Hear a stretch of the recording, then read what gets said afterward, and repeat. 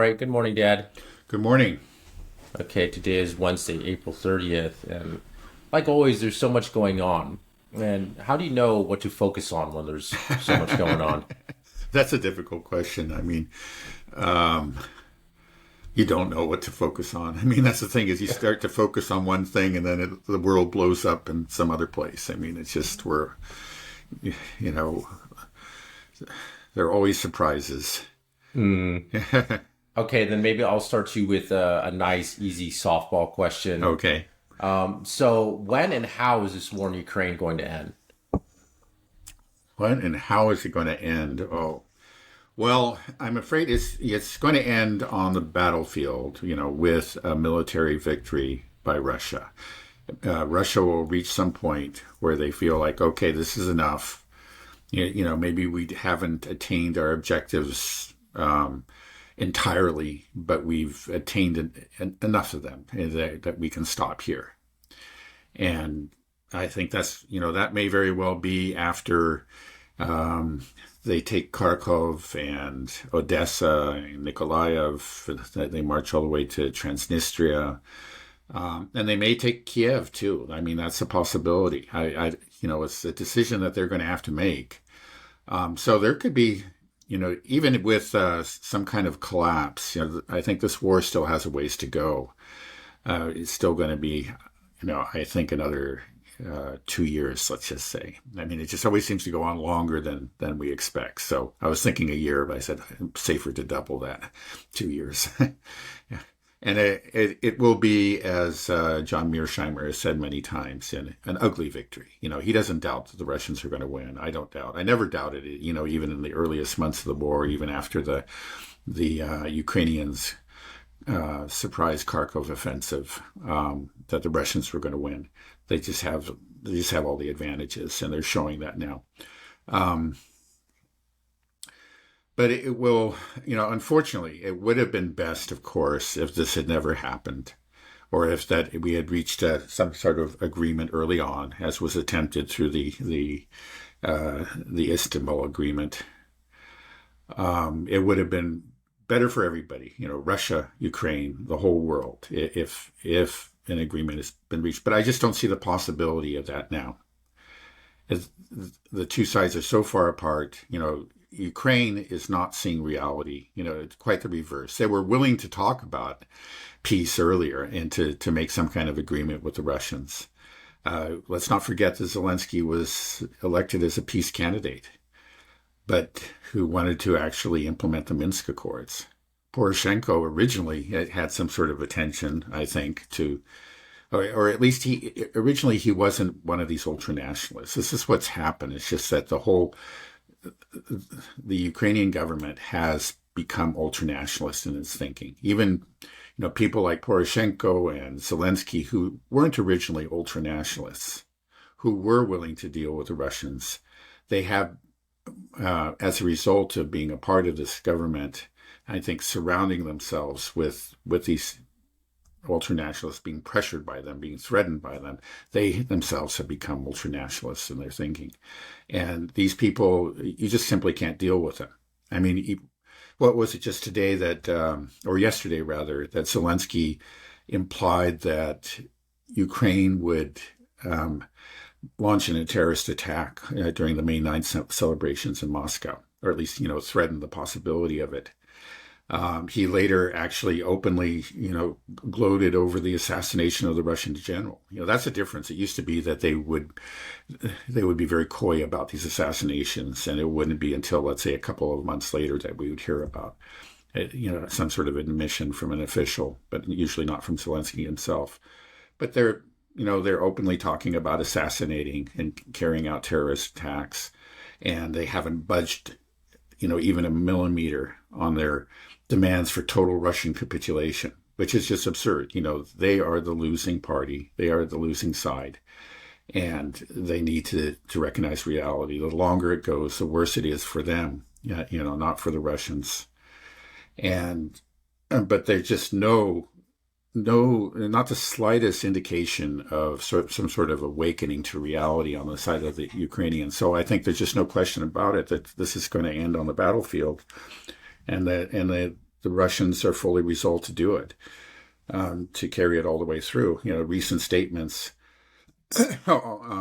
by Putin and other Kremlin leaders indicate this, that they know that that's where this is going. I think they have given up on the negotiations. They gave it a shot. They were somewhat hopeful when Trump first came into office, but they don't see any progress. And so, yeah, it's going to be it's just going to be a continual. We may see a dramatic offensive soon, or is it going to be this continual grind until a collapse, or some combination of the two? That's what we're going to see in the upcoming months. These ultra-nationalists that are in the Ukrainian government, are they there because the U.S. put them there? How did they get the reins of power? You told me that it's only like 2% of the population really identifies with this ideology or something like that? Originally, I mean, if you go back, a decade or a couple of decades, that was true. They were a fringe element.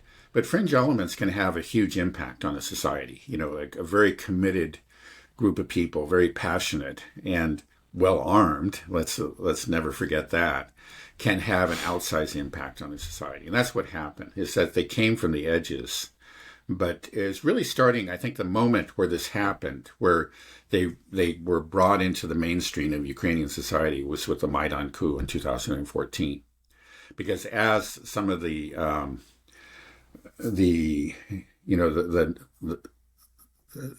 Maidan supporters said, it's just like, well, they had the guns, they had the muscles, so we needed them.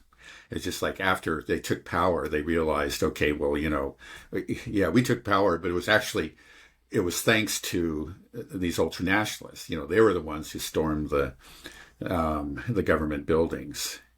They were the ones who did the sniping. And if there's going to be fighting in the East, they're the ones that are going to be doing it. So they quickly made this pact with the devil. This was a government that was not ultra-nationalist. It was really very strongly pro-Western. And it did clearly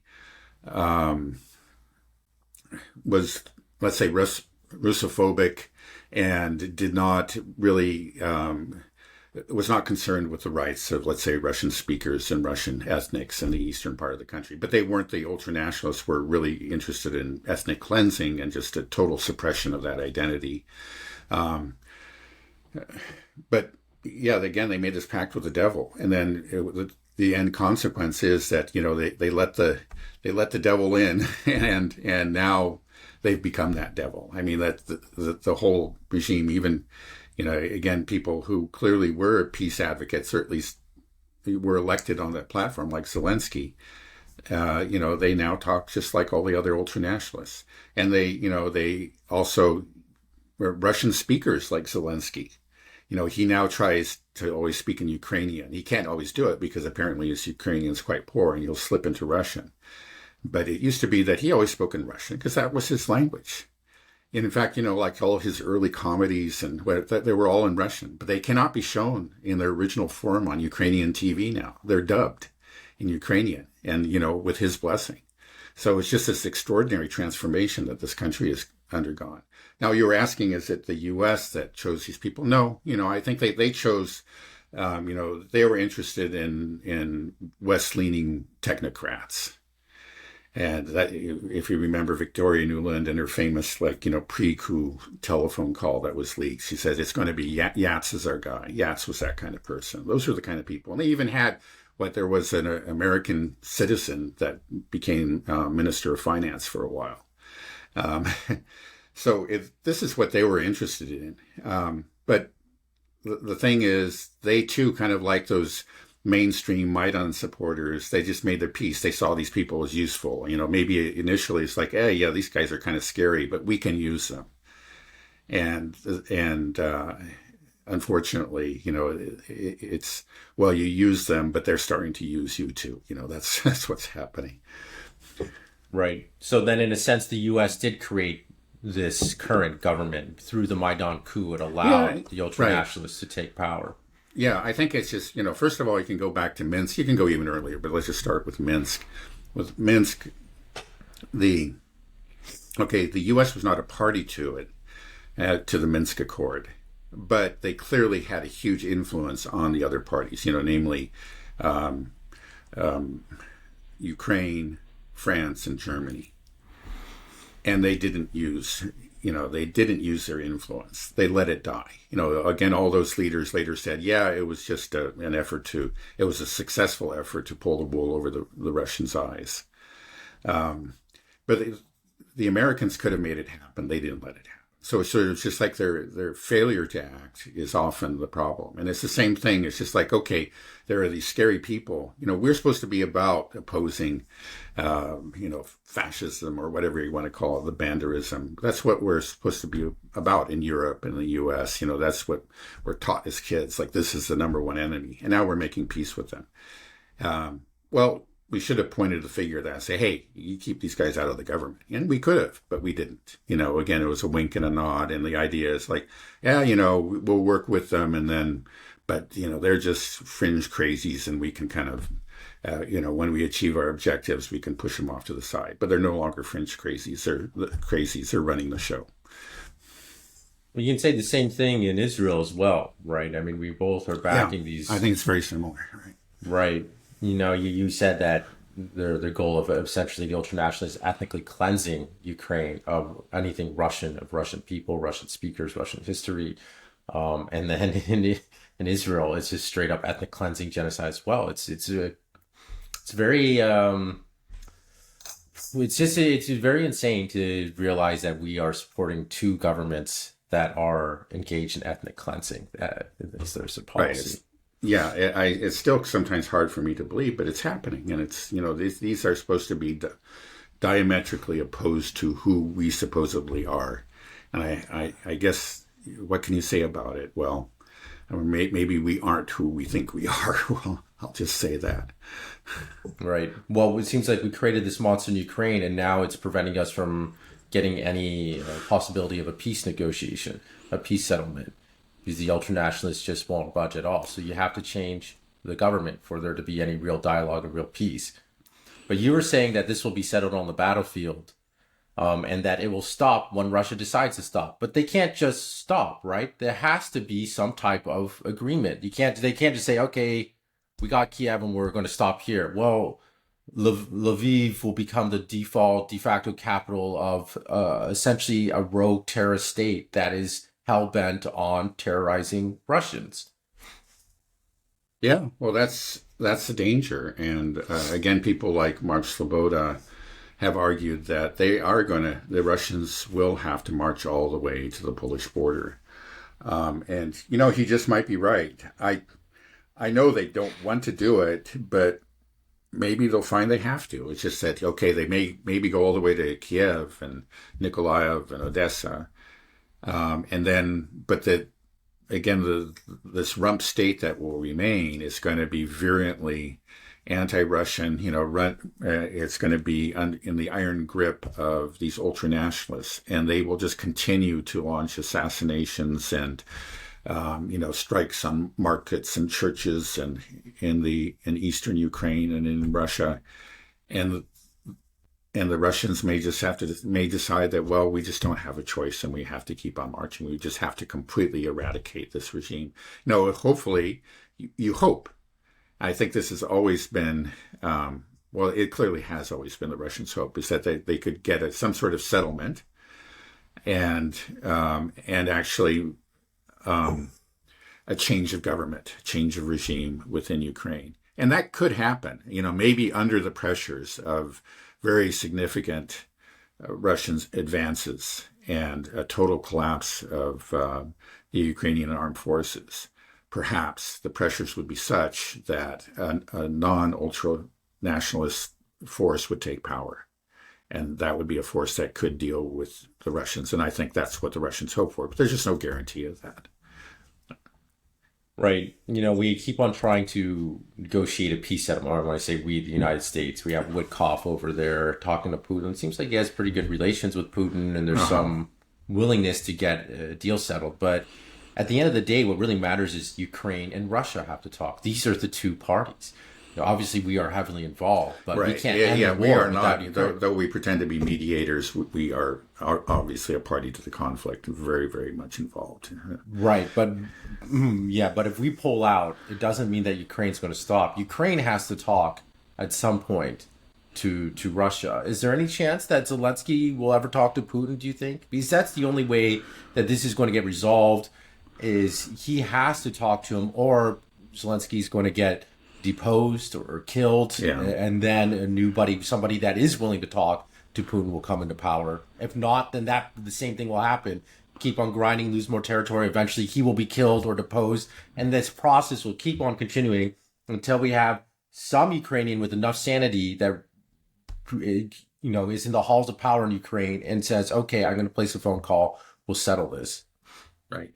Well, the Russians have said that they are willing to talk to Zelensky to negotiate with him, even if they have doubts about his legitimacy. That was a statement made very recently.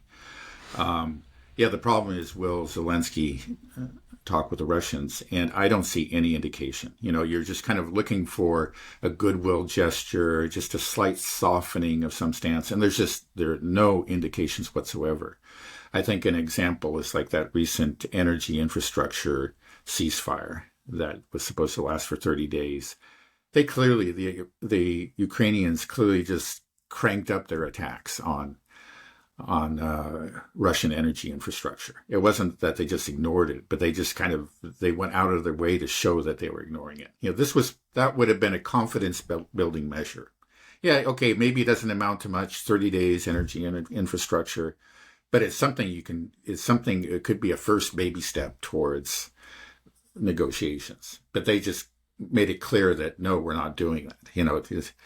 They made it as clear as day. And then, these assassinations, and I think I just saw a statistic that since U.S.-Russia negotiations have began, the number of attacks, the frequency of attacks on civilians by the Russian civilians or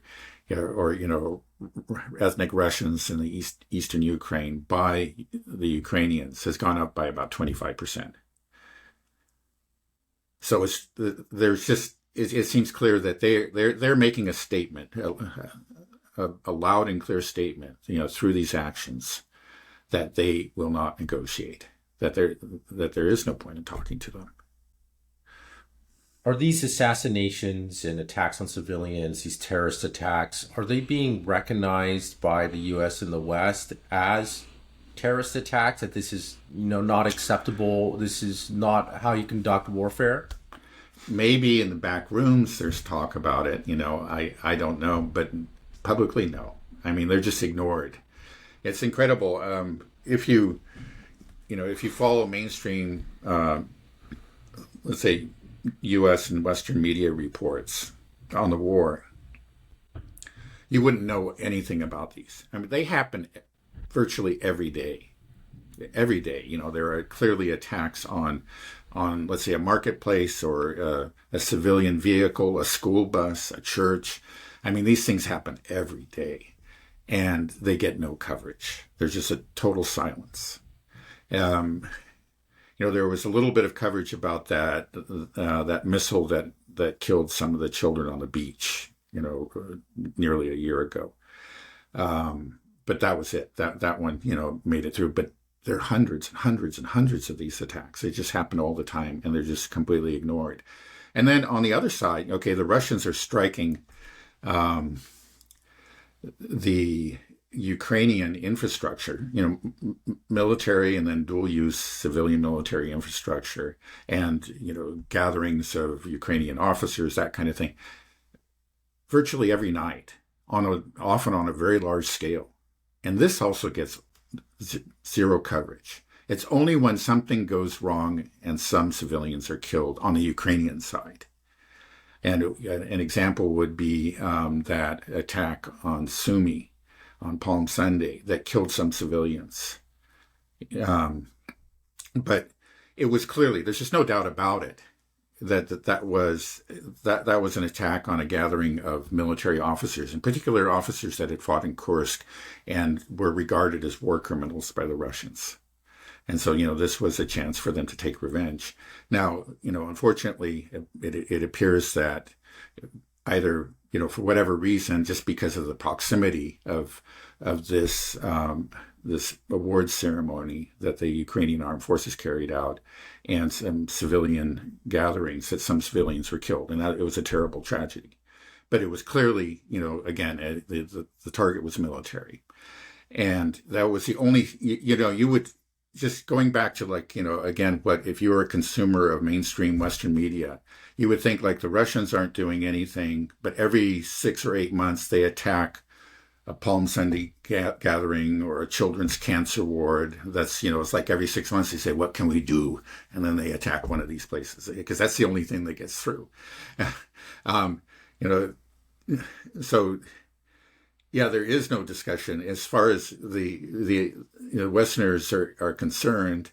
There are no atrocities that are carried out by Ukrainians. There are only atrocities carried out by Russians. The truth be told, again, it's just like the number of civilian casualties are always tragedies, and it is proper to report them and discuss them and just give a human face to the people who died on both sides. I think that's proper. But when you just completely eliminate the context, you end up presenting a very false picture, of these crazy Russians that occasionally attack children's hospitals or something like that. The truth is that civilian casualties in this war are very, very low. I mean, the contrast with Gaza couldn't be starker. But even with the Iraq war that the Americans conducted against Iraq in 2003, I just saw a statistic. It was that the Americans killed more civilians in the first 3 weeks of that war than the Russians have killed in all 3 years of this war. That the Russians clearly have been very careful. And I think, again, the Ukrainians themselves probably understand that. They hear these air raid sirens, but they know what's being hit. And they're not worried that, the Russians are coming after them. Yeah, so again, though, it's just that I have never seen actually the propaganda in such extreme form as the propaganda around this war. I guess you could say the same thing about Palestine, but there's been more leakage there, I think, again. But here in the West, if you stay with the mainstream media, you would just have this utterly false picture of a freedom-loving Ukraine that's bravely standing up to the Russian brutes that are just occasionally, just for no reason at all, commit these terrible atrocities. And that's what you would think. And you wouldn't hear about, again, the daily attacks by the Ukrainians on civilians.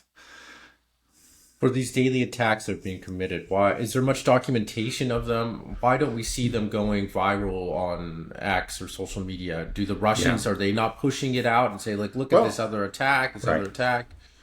Well, I don't know why it doesn't go viral on X. I know why, but it is reported on regularly, by Russian media, and then on Telegram channels that aren't controlled. And yeah, they are documented. You can see we know the names of these people. We know the injuries they suffered. They know the circumstances, and it's, again, it's a daily occurrence. If you don't have to make much of an effort to find out about them, but it's simply not news in the West. You have to step outside of. You have to make a little bit of an effort, and then you'll find it. It's very extensive. Do you think that Witkoff and potentially Trump then understand that this is what's happening? I think they do. I think they do have some understanding. It just seems, probably Witkoff in particular, because of his long conversations with Putin and Lavrov, and then Trump because of what Witkoff and probably others have reported to him. Just to give you one example, some reporter brought up the Palm Sunday tragedy with him. And he said, yeah, he knew about that. But he said it was an accident. I mean, which I think, is basically true, that the civilians were not the targets. Unfortunately, some of them were killed because this military gathering had been targeted. Then why doesn't the Trump administration let it be known?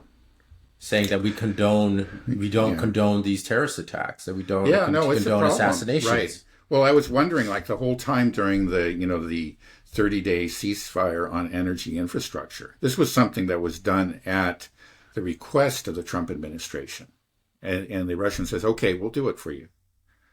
And it was violated in a huge way. And I was thinking probably the Russians are waiting to see what the Americans do about it. And I was too, to say, like, are they going to start talking about this? And you never got any comments on it whatsoever. I mean, you did get, expressions of some sort of general frustration by Trump from time to time, but I don't think he ever commented on how they just completely disregarded his energy infrastructure ceasefire. So I don't know. I think we've talked about this somewhat before. Yeah, we do get statements, especially from Trump and sometimes from the people around him that do shine some light on these things. Just as we heard from J.D. Vance about the forced conscriptions. But but the administration hasn't gone about it in a disciplined way. And if you're really going to, upend a narrative, you have to go about it in a disciplined way. Right. Something that worries me a bit is that there are rules to war, and there's this agreement that you don't intentionally attack civilians, target civilians. You don't carry out assassinations. You don't do terrorist attacks. But what we've seen in the Ukraine is, like you were saying, when they did assassinations before, it was kind of hush hush or some terrorist attack. Now they don't even hide it. They're open about it. They just say, we assassinate this guy. We might do the May 9th parade. Victory parade, yeah. Right. We might carry out a terrorist attack there. And it's the same thing we saw in Gaza. The IDF, when they struck a hospital in the beginning of the war, they denied it and said, oh, it was Hamas's fault. Now they're just bombing hospitals left and right, schools, refugee camps, anything, and it's open, and they don't even try to deny it anymore. They just are okay with it. They make very little effort anyway. They always say something like the Hamas was using that but they just make one statement. They don't. Right, or openly embracing terrorist attacks, like the pager attack. I think it has to be described as a terrorist attack. And we give a gold pager to Trump, and they kind of taint him with that as well. Whereas you have countries like Russia and Iran that are vilified, that are actually trying to abide the rules of war. But the U.S. and the West, our greatest allies, the people that we're supporting, have descended into such barbarism that I'm afraid that if we get embroiled into a war, the norms of war are off. We apparently are okay with mass civilian deaths. We're okay with assassinations, decapitation strikes. Do you think that this is a real risk, that the rule book is being thrown out because of our support for these terrorist regimes? Yeah, no, I don't think there's any doubt about it. It's just that we are complicit in these, in these war crimes. Let's be frank, and it has had let's say. What's the word that I'm looking for? Well, anyway, it has already lowered our own moral standards. And we saw that most clearly, I believe, in the attacks on Yemen, where and there was in particular that post by President Trump, which showed clearly a civilian gathering being attacked. And then there was it was very disturbing that he did that. But then it was also disturbing by kind of the lack of outrage within the U.S. There just wasn't much concern about that. And in a previous generation, I don't have any doubts that there would have been outrage. So we are following our allies down a very dark path. Let's just put it that way. Why do you think that the people weren't outraged with what Trump tweeted, that Houthi gathering, the Yemeni gathering for a tribal festival? Is it because that most of the media, because the media hates Trump, this is something that they can attack him? Do you think that it's because media's relationship with Israel that they're saying, no, this is okay, we're allowed to kill these civilians because it's somehow helping Israel? Right. They don't hate him because of the attack on Yemen. There is good reasons to be very angry at Trump, but those are never the reasons that motivate, our establishing establishment, including our media establishment. And that was true during the first term. I just remember how, in the first weeks of his administration, back there in 2017, he was constantly vilified, for everything under the sun, for using the wrong word about that or whatever. And then he launched his attack on Syria that was completely unjustified and killed some children and whatever. And all of a sudden, all these media outlets like HuffPost and whatever that are just couldn't hate the man more. They kind of stood at attention, saluted, and said, "Now we have a leader." I found that very, very disturbing. It's just really what should make people angry is unfortunately where they're very much, in line with him. And so it just doesn't surprise me that there wasn't outrage. Again, I think a generation ago there would have been. There was at least some sort of pretense of morality, but even that pretense has fallen away when it comes to military, violence. Why is that? Why would it have changed? You say even just in a decade. Well, does it seem like the media got more Zionist? I mean, yeah. Well, no, I think it's what you pointed to. It's just that our allies, so-called, in these conflicts are breaking all the taboos, and they're clearly engaging in war crimes, and on a regular basis. And you could see like an initial effort to kind of distance ourselves from them, but that is fading away. It's just that we have, the longer that we work with them, support them, are complicit, and therefore are complicit in these crimes, I think eventually, maybe it's somewhat similar. We can say it's analogous to Zelensky and the ultra-nationalists in Ukraine. Initially, they didn't share this ideology, but you make a pact with the devil, eventually you become part of the devil's team. So you think that's what's happening? In part. We're poisoning ourselves. Yeah. Yeah. Okay, well, sticking with just Ukraine a little bit longer, it seems like the U.S. has no problem talking to Russia, but Europe still does. Why is it that it's so difficult for the Europeans to talk to Putin? Yeah, well, I don't know, because it doesn't make sense. They have every reason to do it. It would be, if you love Ukraine above all, as I said, it would make perfect sense to talk with them, because it's only going to get worse. So it's, what can I say? It is just kind of a form of madness. And I wish I had some sort of, I could point to some rationality behind this, but I just don't see it. I just don't see it whatsoever. Because if it's Ukraine that you're worried about, if your own interests, your own economy, whatever, it just makes sense to talk to the Russians. And you might even hate the Russians, but it makes sense to make a deal with them. And you have to, you got to look at what's happened and how things have gone. You had opportunities to make deals. If you had taken those earlier, you would have been so much better off. Ukraine would have been so much better off. And with every month that passes, the situation gets worse. So what is it? Just as I said, if you're rational, okay, the only way you could justify that is that, okay, we have this great plan. Okay, things have been getting worse for the last 2.5 years or whatever, but we have this great plan and we're certain that we're going to turn things around and we're going to win this war. Well, what is that great plan? You don't have it.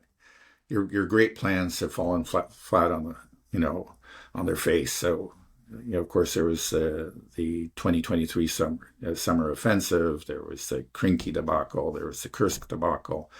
These are your great plans. So where is your great plan? Where's your wonder weapon? We've seen all those. One after another has been introduced, and each one of them has been neutralized. And so you're asking us to believe this? How can you believe this yourself? That if you just kind of continue with your current losing course, somehow you're going to pull, snatch victory from the jaws of defeat.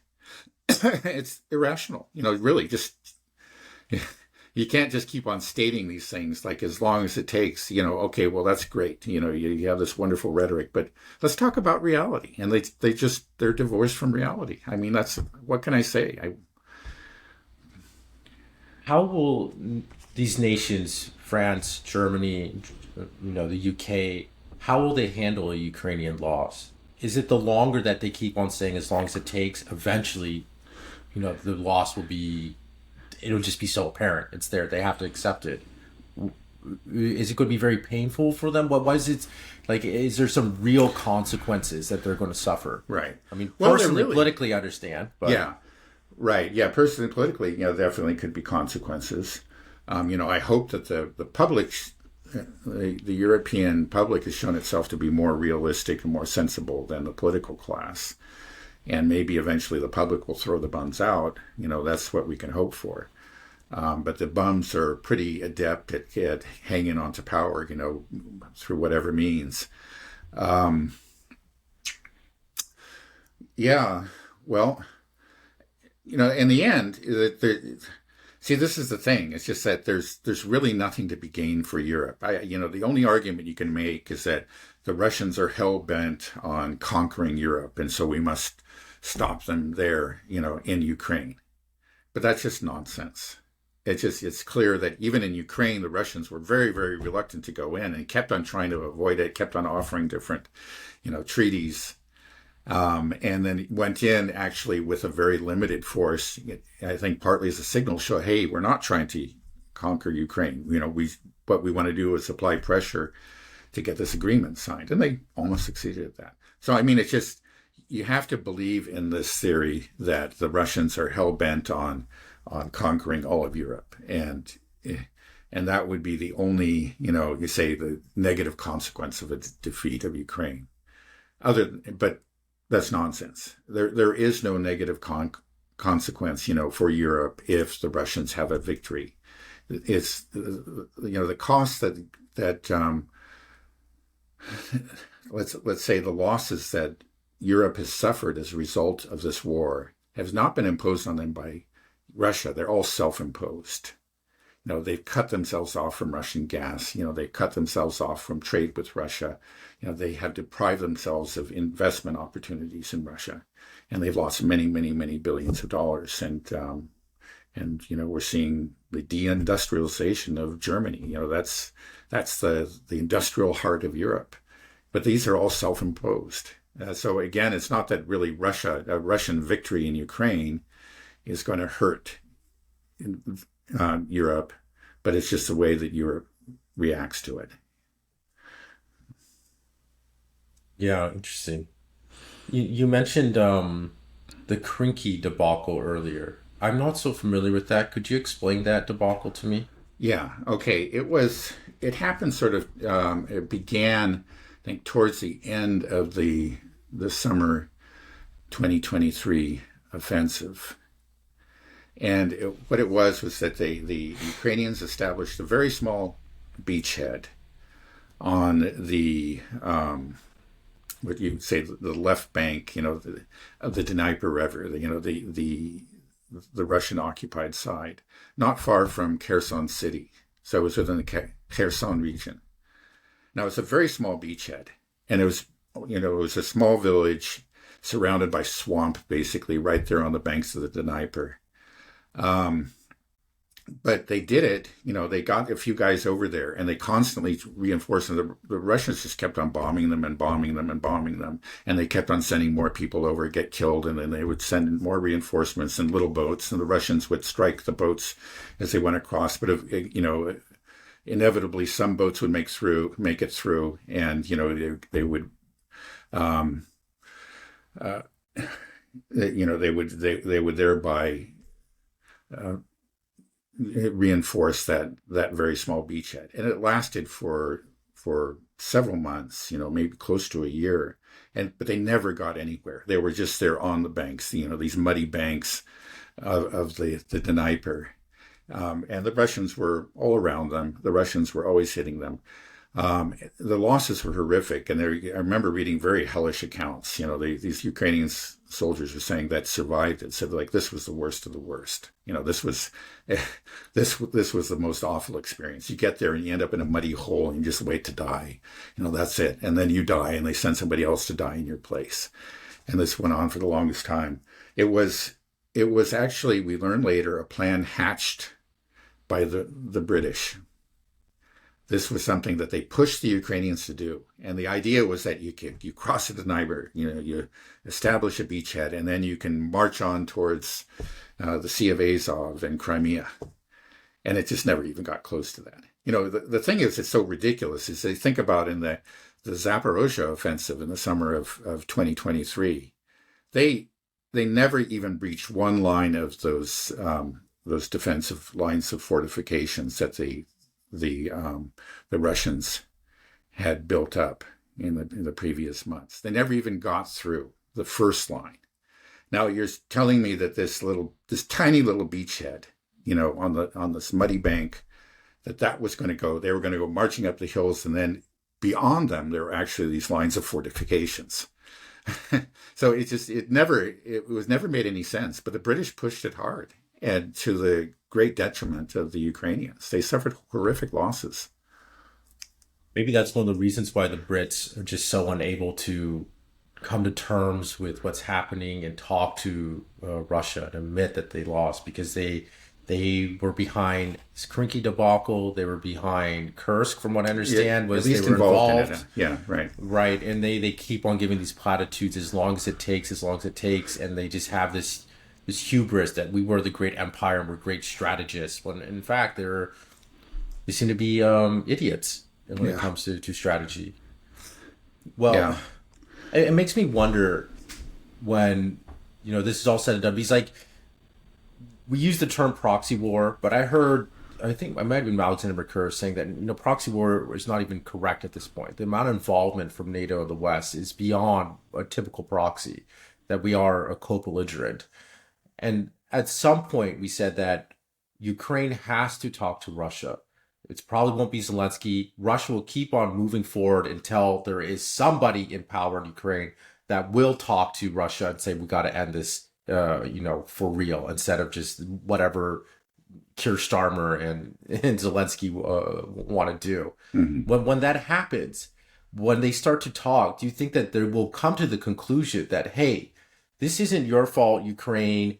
This is NATO's fault. This is America's fault. This is the British's fault. And then, because there's a lot of ample evidence for that, it's very true that a lot of it is the fault of the US and NATO. They pushed us not to sign the Istanbul Agreement, for example. They promised us, Right, all of them. Minsk 1, Minsk 2, Istanbul, as long as it takes, we got your back. We promised you NATO membership. Do the Kursk invasion, do the Krinky Bridge one. Don't worry, we'll send you all of our equipment. We'll plan the summer offensive, and you'll just blast on through. Yeah. If you were kept on being fed that stuff, maybe I could see myself in that position. Like, yeah, we can do it. America says we got it. The Brits keep on telling us how awesome we are, and they got our backs. And then now look what's happening. And how weak the Russians are. Right. Exactly. How weak those shovels. It's those damn shovels. They keep on, breaking through our defense. So when that happens, do you think that's a likely outcome when there is a dialogue, that it's like, look, it's a possibility. I mean, the thing is, you see it.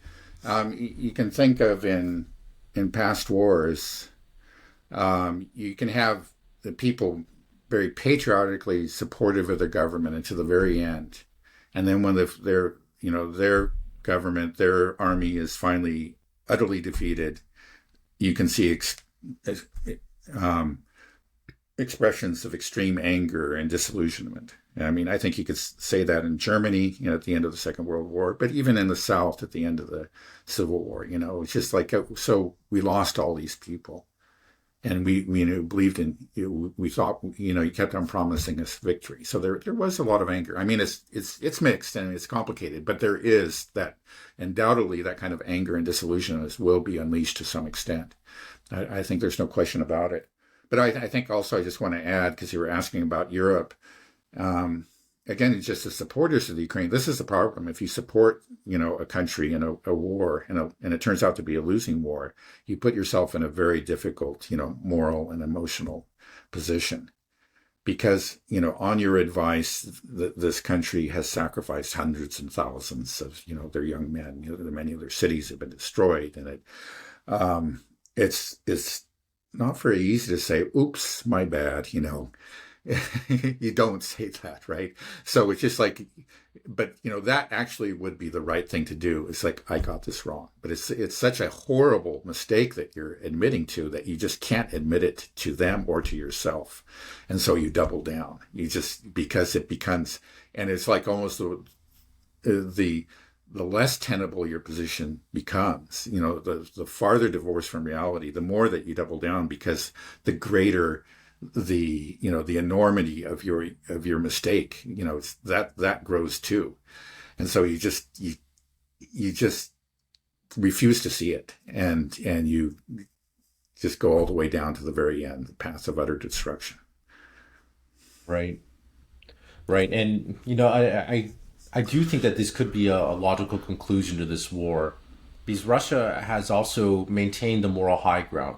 They have shown the constant willingness to reach a settlement, to negotiate, to avoid vindictive behavior, to be, vengeful. There's a lot of pressure on Putin, but the fact that Putin has gone slow and methodical and tried his best to avoid civilian casualties, I think will make it easier for once this is finally collapsed and there's a government in power that begins talking to Ukraine, the true narrative comes out, and then they need somebody to blame. Well, it's very easy, because the actual people to blame for a big part of this war is the West, and then they'll start to point fingers at the West, and you'll just show just how horrific this whole policy that we had was about turning Ukraine into a battering ram into Russia, just how stupid of a strategy this was, and how evil it was, and the whole thing will just fall apart. Right. Yeah. No, I think there's a chance for that.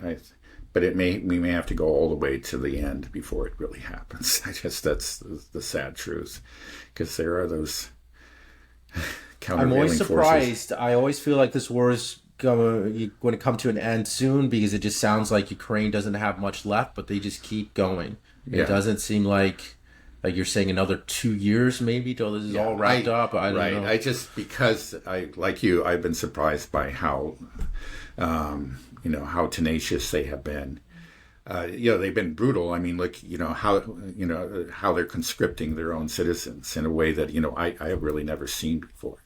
I don't think any of us have. But it's effective. They get bodies. These, again, it's clear a lot of these people that they're sending, I think the great majority don't want to be there. But if you put somebody in a trench and you give him a gun, he'll just fight for his own life. And so he does become, a force of resistance that way. He may hate you, may hate your government, but, maybe, what would I do if I was in a trench there? I might and I see the soldiers coming across the field at me. I'd be scared to death and start shooting at them, right? Yeah, I don't know. I don't know either. You don't know. Nobody knows until you're in that situation. Right. That's one of those things. But you can see how that happens. Right, I can see how it happens. But it's just, it's just such a horror story. Well, the thing is, I don't know. I've said this 2 years, but I have no idea. I don't think anybody does. I've heard that Russian intelligence recently revised their estimate of the length of the war, that they did have something like 2 years or even beyond, just a few months ago, that was their forecast, but that they revised it down significantly, and because they do believe that there is a collapse is imminent. And we'll see. The thing is, again, you can have, this is true of so many different, let's say, processes, whether we're talking about something physical, like eating away at the foundations of a building, or a war. You can have, things can appear to move very slowly, but you're eating away at the foundations. And then at some point, a collapse occurs and things happen very quickly. So it could be, we're just used to this slow movement. Yes, it has gotten faster. It was really accelerating through the fall into November. Then, like we said, it fell off, but then it's starting to accelerate again, and from a higher level than where it was a year ago. But it's still Ukraine's a large country. At the current rate, we're talking about 50 years or something.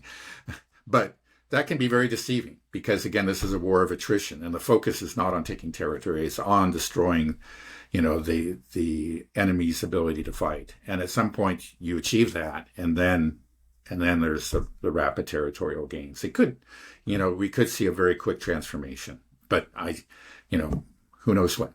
Maybe this year, maybe next year. Okay. All right. Well, let's move over to the Middle East for a little bit. So I saw, and I'm sure you saw too, an F-18 fell off an aircraft carrier as it's trying to make some evasive maneuver to avoid a Houthi missile. How significant is this? Is this incredibly embarrassing for the U.S. military? Yeah, I would say it's very significant, and that it is very embarrassing for them. again, the Yemen is the poorest country in the Arab world, one of the poorest countries in the world. And, they're having to hide their ships, again, keep them far from Yemeni territory, yet they're still vulnerable. Again, what are these aircraft carriers? How much do they cost? $10 billion, $11 billion? I mean, these are enormously expensive things. And it had to take that evasive action. There was admitted to by, American officials, and they lost a $60 million F-18. It again shows that where we are, what warfare in the 20th century is about. It's about drones and missiles, much more than aircraft carriers. I think aircraft carriers, I know people, again, smart people whom I respect disagree, but I think the day of the aircraft carrier is coming to an end. If we have a real war with a pure adversary and there's an aircraft carrier involved, it's going to be sunk. Look, I mean, it's just like the Houthis themselves can threaten one of these, and it's incredible. Just quickly, since we mentioned aircraft carriers, I've heard two arguments, like I think it's Mark Sloboda said that, well, the Chinese are doing it. And so he kind of respects Chinese strategic thinking. He might be right, but because, they're building aircraft carriers. But I think the Chinese, like just every government in the world, is, again, sort of sometimes is irrationally attached to certain big ticket, big prestige items. As part of being a great power, we got to have an aircraft carrier. And I think it really is a mistake to invest in aircraft carriers. There was also a British Commodore who was saying, well, look, essentially an aircraft carrier is a floating airport. And these airports, they're hit again and again, but then they're quickly repaired. The problem with that argument is that airports can't sink. Of course. I know. I don't trust anything any British general says. They seem to be so incompetent. If they did the crinking one of the curse, this guy seemed to be pretty intelligent, but that didn't make any sense to me. So anyway, that's on the aircraft carriers. That's my position. I think the day is past. Yeah, they're useful it used to be they were very useful when you're beating up on a poor third world country like Yemen. But now they're not even useful for that. That's what we're finding out. Right? Exactly. Exactly. Then, But then going back to Yemen, not only did they lose this F-18, but they have lost 22, 23 of these Reaper drones. And that's serious. Actually, the Americans themselves are saying that, we're blinded. We don't know what we're doing because they were doing the surveillance for us. We're trying to find targets. And we can't, we send those drones over, those Reapers, and they get shot down again and again and again. 7 of them have been shot down apparently since the start of the most recent operation, under Trump. And so they're blind. In other words, the Houthi air defenses have proven very, very effective. And, we're losing that war in a lot of ways, doing terrible damage to civilian infrastructure and killing civilians and so forth. But they, it has failed to achieve its objectives. It's extraordinary, and again, it shows in, the new era that we're in, where it's a totally new era of warfare.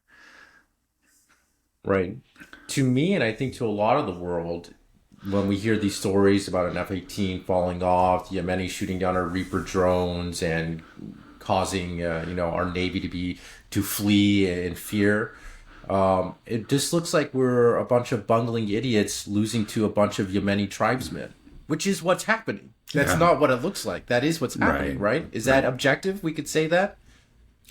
Yeah, I think that's, not much of an exaggeration. I'm sure we've done some damage. We've certainly done damage to the poor country of Yemen.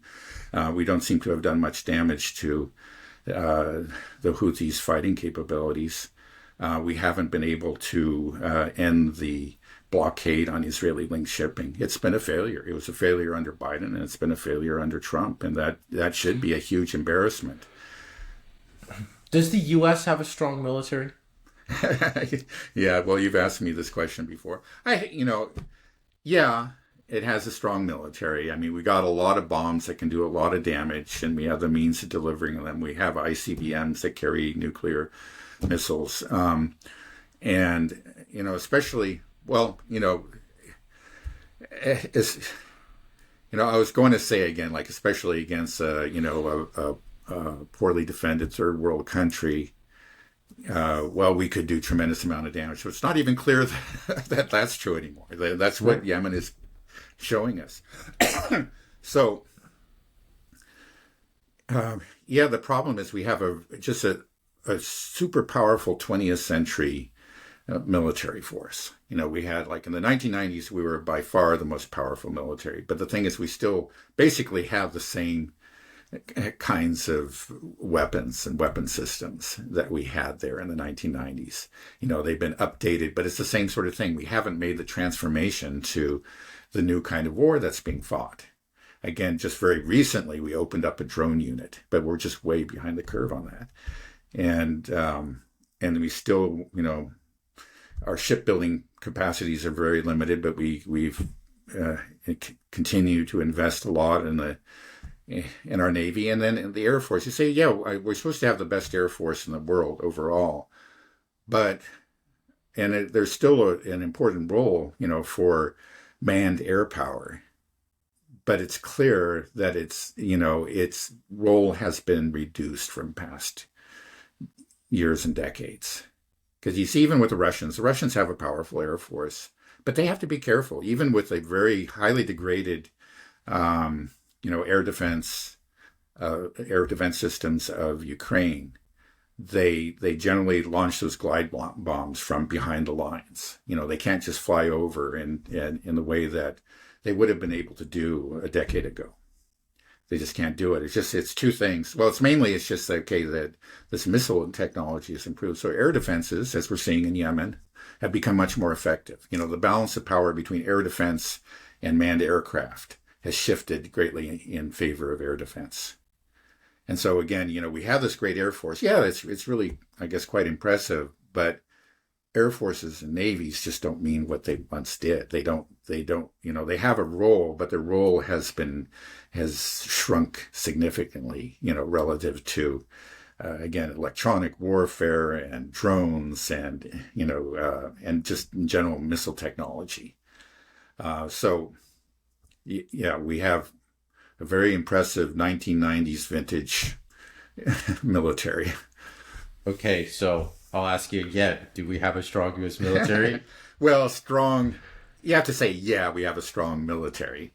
Because just compared, but is it stronger than what the Russians have or what the Chinese have? And we don't know. The Chinese clearly have a lot of very good weapons. And most importantly, they have this extraordinary manufacturing capacity. And what we've seen is that absent actually nuclear war, wars that break out now, if Ukraine is at all representative, and I'm sure it is, turn into grinding wars of attrition. And then the manufacturing capacity becomes extremely important. And that's, the Russians clearly have the upper hand on that in the Ukraine war. But the Chinese will just have that in spades, and if they become engaged in a war of attrition with the U.S. I think we have a strong military, but it's not it's not a military that can win wars against either Russia or China. Again, absent or Yemen, or even Yemen, right? We could defeat Yemen if we actually went in there with the Marines and committed hundreds of thousands of troops. But that would. I don't even think so. I don't even know. First of all, I don't know if it's feasible. That we would even do it. If we could even get something like that is likely to bring in other countries, and then it would be like Iran, I think would quite possibly would support them. Right, and then there's also the question of morale, and it's just like the Yemenis would know what they're fighting for, and the American soldiers were saying, "Why the hell are we here?" Well, it's because Israel wants to continue its genocide. That's what we're all about. Yeah, well, that's right. Again, let's remind ourselves, the Houthis, Ansar Allah, they stopped the attacks on Israeli linked shipping the minute the ceasefire went into effect. They observed it. They made it clear this is what it's about. Stop killing our brothers. And then they started again the minute the ceasefire was broken by the U.S. and Israel. Yeah. Well, I think that'll get a lot of popular support for a war. It's just like, come on, let's go fight this guy so Israel can continue its genocide. Let's go. That's a good rallying cry for American troops. I think you're being sarcastic. Yeah, it's just I ask you that question, and you always say that, yeah, we do have one, but then you have these caveats, like our strong military is in the 90s. But what we're seeing with Yemen is that we don't have a strong military, that we cannot, our aircraft carriers, our Navy, our Air Force, all these things cannot be used in a modern war against a real peer adversary or even a third world adversary. It seems like the only thing that we can do is help Israel bomb a country like, not even a country, a territory, Gaza, that has been an open air prison. It's just you're bombing an open air prison is what but that doesn't make you look tough. It makes you look weak and savage. Yeah. So we saw they struggled. Israel struggled in Lebanon, and Lebanon doesn't have air defense. They didn't struggle. Right. Israel didn't struggle in the sky. That's where they did their terrible damage with the decapitation strikes. And they did terrible damage to civilian residences and civilian infrastructure. That's because, again, Lebanon lacked air defense. But on the ground, they really struggled. They did, they seized very little territory. Why is it that Lebanon doesn't have any air defenses, but Yemen does? How did they develop these themselves? Did they get them from the Iranians, the Russians? I mean, how are they? Yeah, I'm sure they had help, but apparently they've done some of the, they've developed some of these themselves from components that they received, from other sources. It's quite extraordinary, and it does show a strategic failure, I think, on the part of Hezbollah. I remember, before the war started, we heard a lot about Hezbollah's missile arsenal, and they, clearly had something, but it didn't seem to ever be what it had been built up to be. It was enough to scare people away from the northern territory of Israel. Actually, if they were, it's also showed that those people were really not very attached to the land, because the Lebanese and the Gazans or whatever, they'll stay where they are. The Gazans don't have a choice, of course, but the Lebanese will actually stay and suffer all kinds of attacks before they ever retreat from their homes. But the Israeli, settlers or the residents fled very quickly under, there were missile attacks. And, I don't want to say there was no danger, but the danger was, the level of destruction was so much less than what Israel was regularly wreaking on southern Lebanon. So they didn't have Hezbollah didn't have the missile arsenal. There was some talk that maybe they had air defense, but clearly they didn't. And then it was surprising. They did have some drones, but again, you can see, drones are actually so cheap, and the Yemenis and the Ukrainians or whatever are able to crank them out. Why didn't, it seems to me there was a lack of strategic thinking on the part of Hezbollah. Again, very brave, very effective soldiers who fought the IDF to a standstill in southern Lebanon, but there were some real strategic gaps, let's say, on the part of Hezbollah. Right. Yeah, the Ukraine war really was when it started to really dawn on me the weakness of the United States military and its inability to manufacture. And then that's when I came to the realization that we didn't have hypersonic missiles and that our air defense wasn't so good, and all these things started coming to light. Yeah. But Yemen is I think that is a huge blow to our U.S. military prestige, is that we are struggling against Yemen, more than struggling. We are losing billions of dollars with nothing to show for it, and we're having to do these evasive maneuvers because we can't handle the Houthi missile and drone force, and our surveillance or Reaper drones can't even fly over Yemen because they keep on shooting them down. So it's just, I think that's just such a huge blow, and I think it's got to be permeating slowly throughout the world. For us, we're watching it much more closely, so we cover these realizations much more quickly. But I think the rest of the world, especially NATO, Western Europe, they got to start to be wondering, right? They've got to start to be questioning this, and then that belief in the U.S. military is collapsing. That belief in the U.S. economic power is collapsing. The belief in U.S. Moral superiority is disappeared. It's all happening, and I want expecting something big to happen. Like, everybody, wake up! Look at what's going on in the world. It's a new world now. Right. You know, well, again, the U.S. is not even top 5 anymore. What are we talking about? You know, it's like, yeah. Well, again, it's just like I've said. It's true of a lot of different of these processes. So change is very slowly and happens at the edge, but then you have a collapse, and it's just like with the U.S. soft power, U.S. military prestige. It's a similar thing, it is being eaten away at the edges. And there are more and more people, especially outside of the Western information bubble, that are seeing it. And I think there has been a real awakening. I mean, they're just sort of surprised. I mean, it's a surprise to me how weak the Americans have been, vis-a-vis Yemen, but also in Ukraine. Let's not forget that one after another American superweapon was introduced, and always to a great fanfare, and then each one of those fell flat on its face. The most recent one is like, okay, they took the small diameter glide bomb, and then they modified it. There was talk of that just a few months ago. Okay, we fixed that. Okay, we admit that the Russians, immediately neutralized that, but we went back to the drawing board, and we have made these small diameter glide bombs impervious to Russian EW. Now, either they've been real slow in delivering them, which just would be, it's not what you would expect, because in the past, usually when they make these announcements that we have this new weapon or this revised weapon, it shows up the next day. The weapon's already there. Yeah, it's already there, right. But we haven't heard anything about them. So it kind of makes me think that, okay, yeah, this new, revised, upgraded wonder weapon has failed again. Yeah. Right. And as far as I know, that's the only evolution that the West has done in terms of their munitions, their armaments, is that small diameter glide bomb. Everything else has just failed, but we haven't seen any improvements or ability to change or evolve in the war.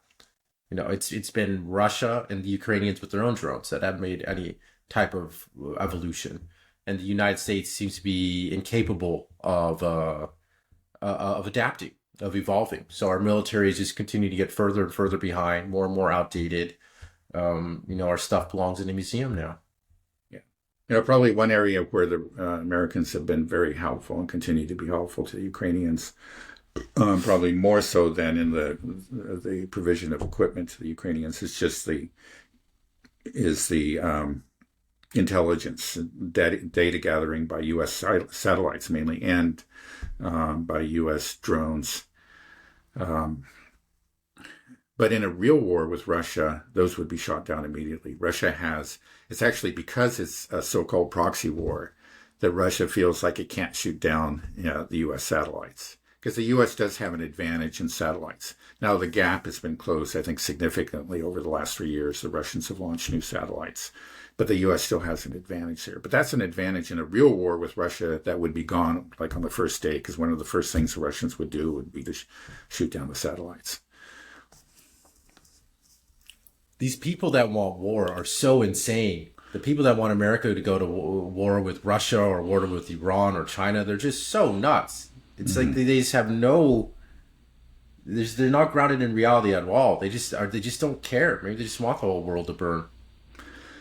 Yeah. Well, I think there's that. There is a kind of a lust for war, and it's, war is exciting, and but of course you imagine that you yourself don't get hurt and your country emerges victorious. That's the idea, and that may be. I don't think that's the way that such a war would end. Unfortunately, not for the Americans. Again, if it's nuclear, we could all lose. Okay. All right. Well, I think we can end it there, Dad. Okay. All right. Have a good rest of your day. Okay, you too. Okay. Bye-bye. Bye-bye.